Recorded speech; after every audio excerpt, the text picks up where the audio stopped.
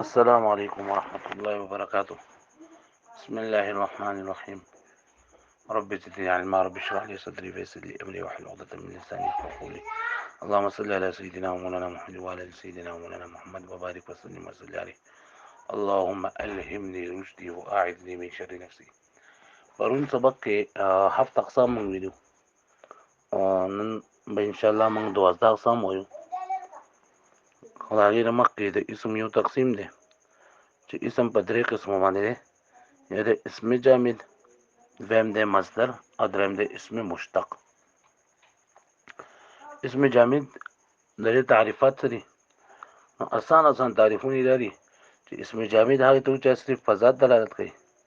مصدر هغې ته وایي چې صرف په وصف دلالت کوي، او مشتق هغې ته ویل کېږي چې په ذات او په وصف دواړو باندې دلالت کوي. دا بالکل آسان تعریفونه دي چې جامد صرف په ذات، مصدر صرف په وصف، او مشتق هم په ذات او په وصف دواړو باندې دلالت کوي. دا آسان تعریفونه دي. نور تعریفونه هم دي، لکه اسم جامد هر هغه اسم ته وایي چې نه د چا لپاره ماخذ وي او نه دا د چا نه ماخوذ وي. مطلب نه د ده نه څه جوړېږي او نه دی د چا نه جوړ شوی. عام طور باندې څومره هم اسما دي دا اسماء جامدې لکه رجل، فرس، زید، قلم، کتاب، جدار وغیره، دا څومره چې دي دا ټول اسماء جامدې دي. دویم مصدر هر هغه اسم ته ویل کېږي چې دی خو پخپله د چا نه وي جوړ شوی، خو د ده نه نور کلمات جوړېږي. لکه ضرب او اکل، شرب، دا ټول مصادر دي، یعنی دی خو د چا نه دی جوړ شوی، خو د ده نه نور څیزونه چې دا جوړېږي. او یا د مصدر دویم تعریف کوم چې ما تاسو ته وکړو چې صرف په وصف باندې دلالت کوي. بل تعریف د مصدر هر هغه اسم ته وایي چې د هغې نه 12 اقسام چې دي دا مشتق کېږي. اشتقاق بیا عام دی، که بلا واسطه وي او که بل واسطه وي. بلا واسطه لکه د مصدر چې دی که نه د دې نه بلا واسطه فعل ماضي جوړېږي، او د فعل ماضي نه بلا واسطه فعل مضارع جوړېږي. خو دا اسم فاعل او اسم مفعول او اسم ظرف او اسم اعلی او امر او نهي دا ټول بیا د فعل مضارع نه جوړېږي، خو د مصدر نه دا جوړ کېږي بل واسطه، یعنی په واسطه د ماضي سره، په واسطه د مضارع سره. او اسم مشتق هر هغه ته ویل کېږي، هر هغه اسم ته ویل کېږي چې د ماخوذ من المصدر وي، یعنی د مصدر نه جوړ کړل شوی. او بل مثال ما تاسو چې په ذات او وصف دواړو باندې دلالت کوي. ذات لکه رجل، قلم، دا ذات دی. وصف لکه موږ وایو وهل، خوړل، څکل، کېناستل، پاڅېدل، دا چې دا وصف دی، صرف وصف دی. هم وایي یو سړی وهونکی، نو اوس په دې کې سړی ذات راغی او وهل دا پکې وصف راغی. یا یو ښځه خوړونکي، نو اوس دا خوړل چې دا پکې وصف راغلی، او یو ښځه چې دا پکې ذات دی. نو عربیان د هر مصدر نه 12 څیزونه چې دا مشتق کوي. دغه 12 ته په عربي کې 12 ویل کېږي. 12 اقسام، یعنی هغه 12 قسمونه کوم چې د مصدر نه مشتق شوي. د مصدر نه چې کوم څیزونه مشتق کېږي هغه 12 دي. شپږ پکې اسماء مشتقات دي او شپږ افعال متصرفه دي. افعال متصرفه، افعال په دوه قسم دي، یو افعال متصرفه، یو افعال غیر متصرفه. افعال متصرفه هغه افعال ته ویل کېږي چې د هغې نه ګردان کېږي، لکه ماضي شو، مضارع شو، امر شو، نهي شو، د دې نه ګردان نه کېږي. افعال غیر متصرفه هغې ته ویل کېږي چې د هغې نه ګردان نه کېږي، لکه لیس شو، عصا شو، یا داسې نور کم افعال ناقصه چې کوم دي، په افعال ناقصو کې بعض د هغې نه ګردان چې دا نه کېږي. نو شپږ افعال مشتقات او شپږ چې شپږ افعال متصرفه د مصدر د مشتق کېږي، او شپږ چې د اسماء مشتقات. افعال مشتقه هغه دا دي: فعل ماضي، مضارع، امر، نهي، نفي، جهد. ماضي، مضارع، امر، نهي، نفي، جهد، دا چې دي دا شپږ افعال متصرفه دي. او اسماء مشتقات هغه اسم فاعل، اسم مفعول، اسم ظرف، اسم آله، اسم تفضیل او صفت مشبه. دا شپږ چې دا اسماء مشتقات دي. زمونږ یو د بصرینو مسلک ته، یو د کوفیینو مسلک ته. بصرین وایي چې دا څومره افعال چې دي که نه، افعال او اسماء، دا د مصدر نه راوتلي دي، یعنې دې مصدر نه دغه 12 څیزونه چې دا راوتلي دي. او کوفیین وایي چې دا څومره اسماء چې دي نو دا د مصدر نه دی راوتلی بلکې فعل چې دا د اشتقاق په اعتبار سره اصل دی نو د هغه په نسبت باندې اسماء مشتقات وو دي شپږ خدا دي اسم فاعل اسم مفعول اسم ظرف اسم علي اسم تفضیل صفت مشبه او یو هغه چې مصدر دی دا هم د فعل نه راوتلی دی اوس دا خبره چې فعل د اشتقاق په اعتبار سره اصل دی او که اسم مصدر د اشتقاق په اعتبار سره اصل دی نو په دې کې د بصرین او کوفین اختلاف دی په اوله کې صرف چې کوم کتاب ویل کېږي نو هغه د بصرین مسلک چې دا غوړه کړه دی هغه چې دا مصدر چې دا د اشتقاق په اعتبار سره اصل دی د ټول شنو د مصدر نه راوتلی دي او مراول ارواح ولا هم په دې مذهب باندې دي نو ان شاء الله چې اوس کله موږ دا سبق ختم کو مدرسې شروع شي او موږ کوم سبق وایو نو اولنی سبق زموږ دی د مصدر د اصل کېدو او پای کې موږ د بصرین لپاره دلایل وایو چې بصرین وجه د مصدر د اشتقاق په اعتبار سره اصل دی ولې اصل دی دا خپل دلایل دي دا ان شاء الله بیا وایو دا شان د المصری والا هغه د کوفین په مسلک باندې او هغه چې فعل اصل دی او تاسو کوم ملګرو هغه المصری ویلي نه په افاداتو کې شپږم نمبر افاده هغه په دې باره کې ده چې مصدر اصل دی او فعل اصل دی نه هغه چې فعل اصل دی په دې باندې ډېر څه دلایل دا ذکر کړل دي بهر حال اسماء مشتقات او افعال متصرفه دا دولس دي په دې کې د ټول نه اولنې منګه شروع کوو هغه فعل ماضی تیر شوی زمانه ته ویل کېږي نو فعل ماضی هر هغه فعل ته ویل کېږي چې هغه په تیر شوی زمانه باندې دلالت کوي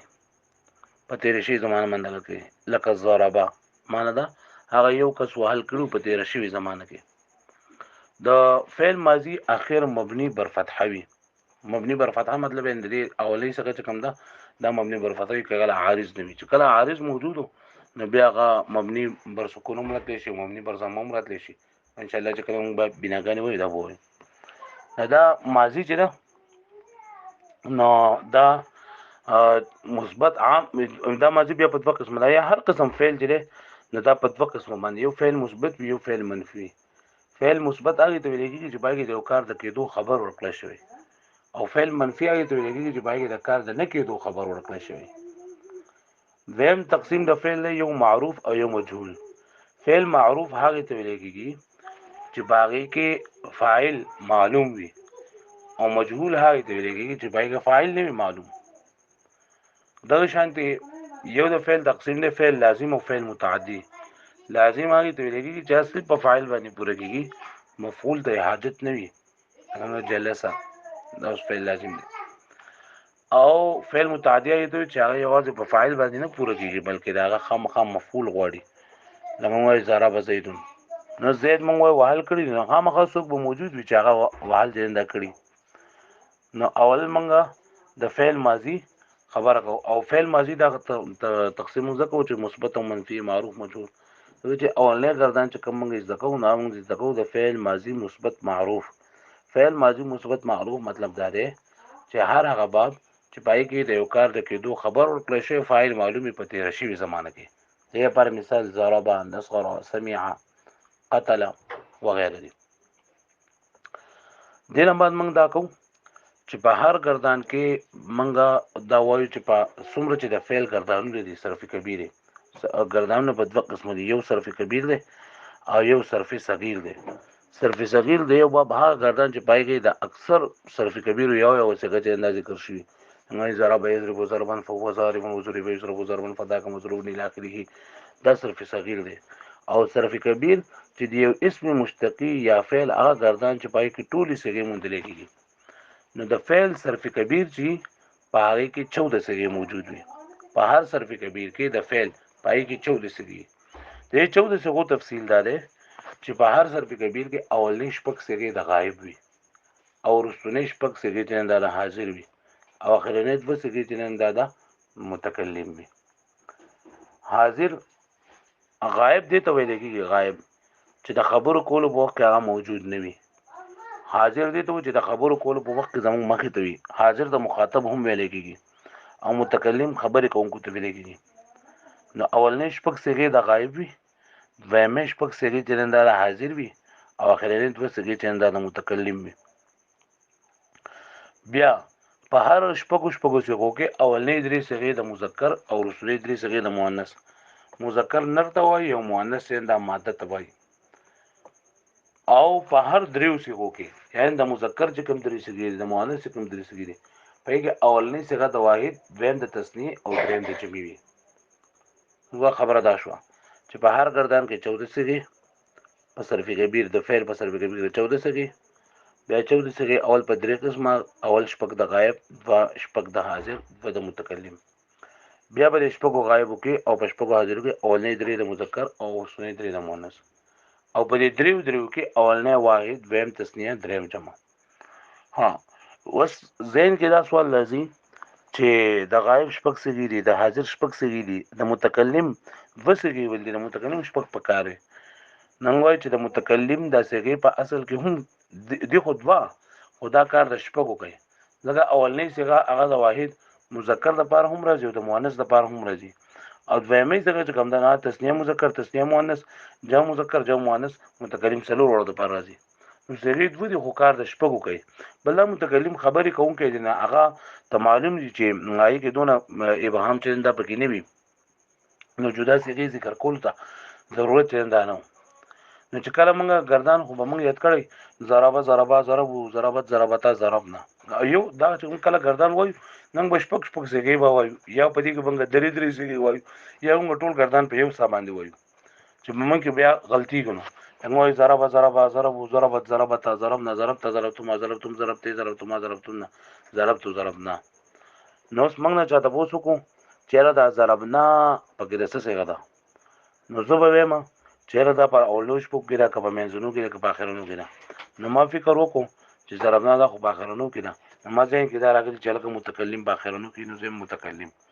بیا زم دا مذکر د کمانت نه مذکر مؤنث لپاره یو څه غلطي زم مذکر مؤنث وړه او اولنې د دویمه نه تسنیه مذکر او جمع مذکر او تسنیه مؤنث او جمع مؤنث همدا څه ده یا تاسو کوی چې لکه